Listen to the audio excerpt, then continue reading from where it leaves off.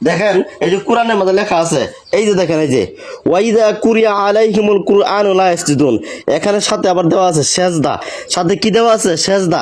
আমরা মা বোনেরা ভাইয়েরা মুসলমান ভাই বোনেরা আমরা রমজান মাস বেশি বেশি করে কোরআন তেলাওয়াত করতেছি খতম দেওয়ার জন্য।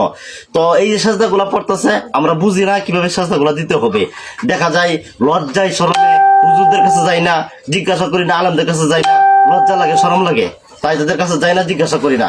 আমি আপনাদের কাছে অনুরোধ করি ভিডিওটি শেষ পর্যন্ত দেখুন, এখানে সাজদাটি কিভাবে দিতে হয় আপনারা শিখতে পারবেন, জানতে পারবেন। প্র্যাকটিক্যাল ভাবে আমি আপনাদেরকে দেখাইতেছি কিভাবে সাজদাগুলো দিতে হয়, একটু ধৈর্য ধরুন।